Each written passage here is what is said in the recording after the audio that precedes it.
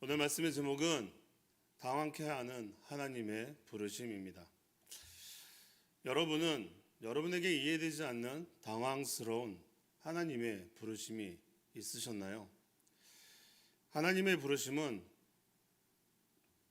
우리가 이해가 되는 상황 가운데 이루어지지 않는다는 걸 잘 알고 있습니다. 모세의 부르심이 그렇지 않은가요? 모세는 이스라엘 백성을 구원시키기 위한 하나님의 계획에 자신은 그런 인물이 못 됩니다라고 말하지만 하나님은 모세를 부르셔 그 일을 해 나가십니다. 모세도 또한 또 그 일을 잘 감당해 나갑니다. 그런 모세에게 가나안 입성을 앞두고 하나님은 모세를 부르시면서 이렇게 말씀하시죠.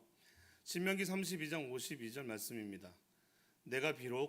내가 이스라엘 자손에게 주는 땅을 맞은편에서 바라보기는 하려니와 그리로 들어가지는 못하리라 하시니라.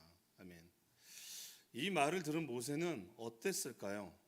아니, 모세의 입장이라면 우리는 어떻게 했을까요? 당황스러울 수밖에 없을 것 같습니다. 하나님의 명령이니 지킬 수밖에 없겠지만 그래도 지금까지 어떻게 여기까지 왔는데 약속의 땅을 못 들어가고 바라만 보라니 서운한 마음도 들었을 것 같아요. 그럼에도 모세는 아무 말 하지 않았습니다. 우리가 새벽 예배 때 많이 언급했던 아브라함도 그랬죠. 100세 때 얻은 자식을 바치라니. 이렇듯 그 외에도 하나님의 당황케 하는 부르심은 성경에 곳곳에 나와 있습니다. 그럼 여러분은 어떠신가요? 여러분에게도 하나님의 당황케 하는 부르심이 있으신가요? 잼버스 목사님은 오늘 묵상 시작을 이렇게 말합니다.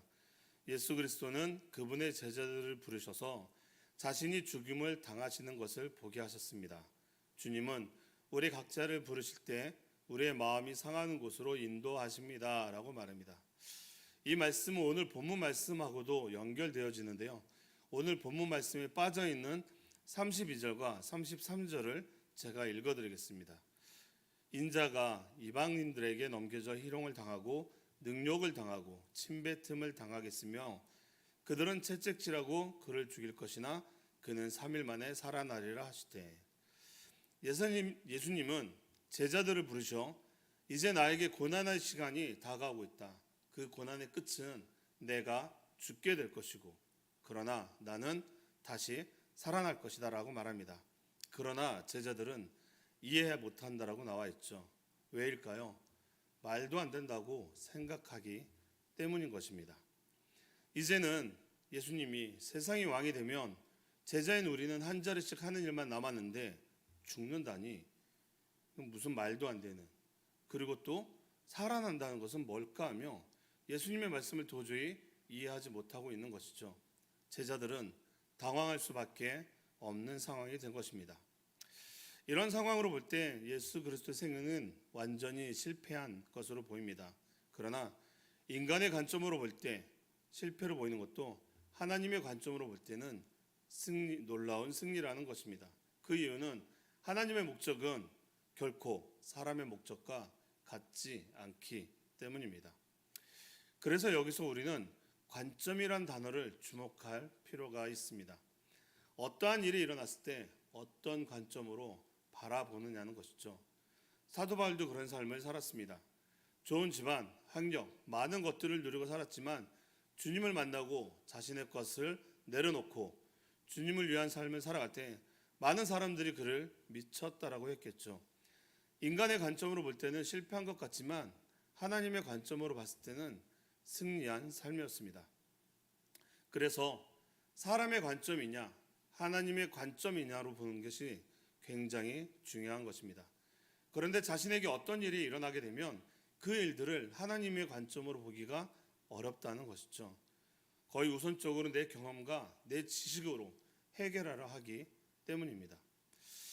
신대원 동기들과 이야기하다 보면 자신도 왜 하나님이 자신같이 부족한 사람을 사역자로 택했는지 이해 못하겠다라고 말하는 사역자들이 저를 포함해 몇몇이 있었습니다. 다른 믿음의 좋은 집안에서 태어나 신앙생활을 잘하고 있는 사람들도 많은데 왜 하필 나일까?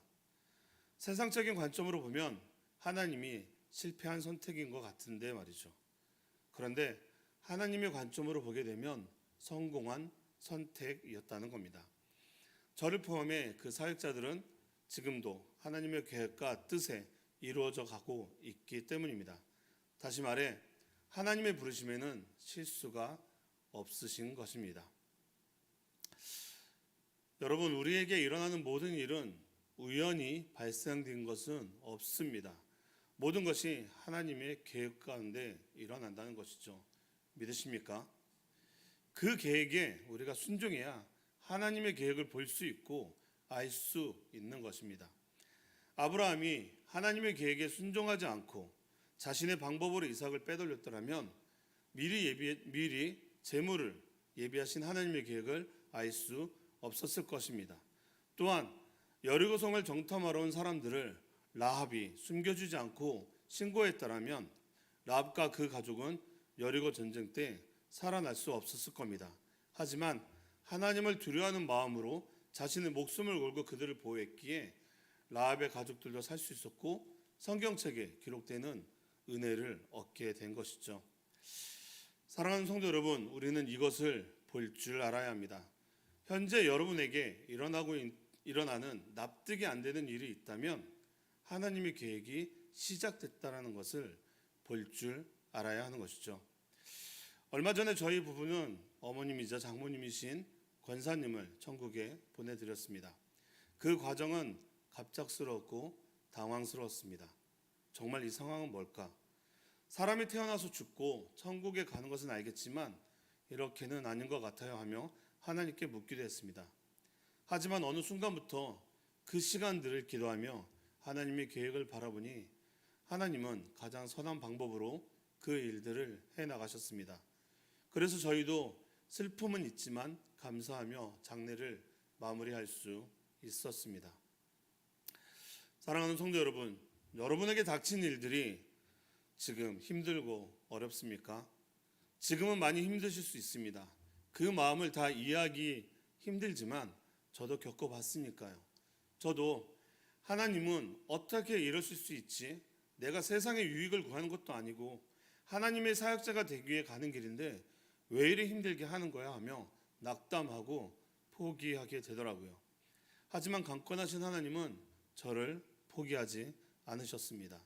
그래서 이 자리에 있는 것이죠. 여러분, 지금 상황은 힘들고 어렵겠지만 이 상황을 하나님께 맡겨드리세요. 그럼 하나님의 때에 그 일들을 해 나가실 것입니다. 그래야 온전히 하나님이 이 일을 하셨구나라고 고백할 수 있기 때문입니다. 마치 여리고성을 함락할 때 성을 7번 돈 것만으로 전쟁에 이길 수 있다고 생각한 이스라엘 백성들은 없었을 겁니다. 하지만 여호수아를 비롯해 하나님을 의지하고 나가니 성을 7번 돈 것만으로도 여리고성이 무너지는 하나님의 역사를 볼 수 있었던 것이죠. 그렇게 하나님은 하나님의 때에 하나님의 일을 보여주실 것입니다. 여러분의 기도에 하나님은 귀 기울이고 있으십니다. 하나님의 때에 그 응답을 이루시는 것을 보게 될 것입니다. 함께 기도하며 나아가시죠. 우리에겐 세움누리 공동체 기도가 있으니까요. 기도하며 하나님의 계획을 바라보십시오. 하나님은 그 일들을 반드시 이루십니다. 잼버스 목사님은 말합니다. 만일 우리가 하나님과 교통하면서 주께서 우리를 주님의 목적으로 인도하고 계신다는 것을 인식한다면 우리는 그분의 목적이 무엇인지 더 이상 알아보려고 하지 않을 것입니다 라고 말합니다. 이런 거죠. 운전하고 가다 보면 횡단보도에 정차했을 때 어린아이가 엄마 손이나 아빠 손을 잡고 함께 길을 건너는 것을 보게 됩니다. 그 아이는 자신이 어디로 가는지 불안해하지 않습니다. 왜죠? 아빠를 믿고 엄마를 믿기 때문이죠. 그 아이는 아무리 어두운 길이나 험한 산을 간들 아빠 손이 나를 붙잡고 있으면 불안해하지 않고 따라갈 것입니다. 그래서 또 이런 표현이 있어요. 그리스도인의 삶을 계속해서 살아갈수록 이는 더욱 단순하게 됩니다. 그 이유는 점점 더 왜 하나님께서 이러저러한 일들을 허락하셨을까라고 묻지 않기 때문입니다. 모든 사건 뒤에는 하나님의 강권하심이 있습니다라고 말이죠. 그렇죠. 하나님이 이끄시는 대로만 가면 모든 것이 단순할 수밖에 없는 것이죠. 그냥 따라가기만 하면 되니까요. 내 자아를 내려놓고 하나님의 이끄심에 따라가는 것이죠. 하지만 쉽지 않습니다. 기도로, 말씀으로 우리 자신이 성령 충만해야 따라갈 수 있다는 것이죠. 이렇게 은혜스럽게 나아가기만 하면 좋은데 그렇지 못한 일도 일어납니다. 챔버스 목사님은 말합니다. 그러나 만일 우리가 자신의 목적을 가지고 있다면 이는 하나님의 자녀들의 특징인 단순함과 여유로움을 파괴할 것입니다 라고 말합니다. 다시 말해 우리의 생각이 들어가면 복잡해진다라는 것이죠. 마치 내비게이션이 안 밀리고 빠른 길을 안내하고 있는데 내가 이 동네를 잘 알아 하며 내가 아는 길로 계속적으로 간다면 그 길은 사고가 나 있거나 아니면 길이 막혀 정체되고 있다라는 것이죠. 내비게이션의 안내대로 갔으면 더 빨리 갈 수 있는 길을 내 생각으로 가다 보면 더 늦어지게 가게 된다는 것입니다. 여러분은 지금 어떤 길로 가고 계십니까? 내가 생각하는 그 길로 가고 계십니까? 아니면 하나님이 가르치는 그 길로 가시고 계십니까? 말씀을 마무리하겠습니다. 오늘 묵상 중간에 보면 이런 표현이 있습니다. 하나님의 부르심을 정확하게 말하기는 쉽지 않습니다. 언제나 드러나지 않게 나타나는 하나님의 부르심은 마치 바다의 부름과 같습니다. 아무도 듣지 못하지만 자신 안에 바다의 성품을 가진 자는 들을 수 있습니다 라고 말합니다. 이 표현이 무엇을 말하는 것일까 묵상해 봤습니다. 여러분은 이 말씀이 어떻게 다가오시나요? 하나님의 부르심은 마치 바다의 부름과 같고 바다의 성품을 가진 자만이 그것을 들을 수 있다 말하는 것이죠. 이렇게 이해해 보면 좋을 것 같습니다. 원양어선을 타는 사람들 가운데는 돈을 목적으로 타는 사람들도 있지만 바다가 좋아서 나가는 사람들이 있다라는 것이죠. 그들에게 왜 이렇게 위험하고 오랜 기간을 배에 있어야 하는 원양어선을 타시나요? 라고 물어본다면 이런 대답을 합니다. 바다가 나를 부릅니다.